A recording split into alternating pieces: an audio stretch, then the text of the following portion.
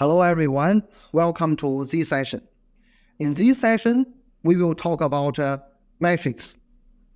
So what does MATLAB stand for? Matrix Laboratory. MATLAB has been optimized to work well with matrices. In this session, we start from introducing how to enter a matrix. First, let's see what is a matrix. So matrices are variables that they are used to store multiple values together in a single variable. According to dimensions, we have a one-dimensional matrix. In this case, we often call it a vector or array. When it's two-dimensional, we call it matrix. One is more than two, it's n-dimensional, we call it tensors. There are a couple of ways to enter matrix in MATLAB. For example, through manual entry, and we can use built-in functions, or we can load a matrix from an external file. I think for the third one, you have already seen it in the previous sessions. So in this session, we mainly talk about the manual entry and use built-in functions. Let's see the manual entry. When you enter a matrix into MATLAB, you need to create the matrix, use square brackets. Inside the square brackets, when you want the element in the same row, we use a comma to separate them. When you want to start a new row, we use a semicolon to start a new row. So let's see an example. Square brackets, inside the square brackets, 1, 2, 3, semicolon, 7, 8, 9. So let's see this comment. So we use square brackets means what? Means we are defining a matrix. So 1, 2, 3 means we are defining the first row because it's comma here, and with a semicolon here, we go to the second row, 7, 8, 9. So we can see here is a 2 by 3 matrix, 2 rows, 3 columns. You can see it. So semicolon here, change another row. This is a manual entry, and you can enter any matrix using this way. So here we can see this is a ANS. So what is ANS? Right, so ANS is a last output, but I did not assign it to a certain variable. So then it uses ANS, the variable ANS here. So normally in real world, for any matrix we defined, we will assign it to a certain variable. So for example, A equals to this matrix. And for some particular functions, MATLAB has built-in functions. For example, the zero matrix. So we can say this is here, zeros, n, comma, n. So we can see this is a recall the last session using a function. The function name, parentheses, arguments. So the function name, we call it zeros. The input are m and n.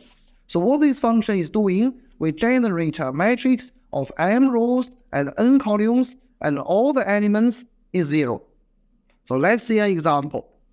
M equals to 3, n equals to 5. We can see zeros, 3, 5. So this one generates a 3 by 5 matrix composed of all 0. 3 rows, 5 columns. Similarly, we can use the ones function. Ones, parentheses, mn. As you may guess, this generates the n by n matrix, but the elements are not 0, this time is 1. So the example, m equals to 2, n equals to 7. So 1s to 7, we generate 2 rows and 7 columns. This matrix of 1. We can also generate random numbers. We can use a function called rand mn. So this will generate an n by n matrix. So what are the contents? These are the uniformly distributed random floating point numbers between 0 and 1. So they are random numbers between 0 and 1, and they are uniformly distributed. So the example is here. So a 3 by 6 matrix, 3 row, 6 column matrix, all of them are the uniformly distributed random numbers.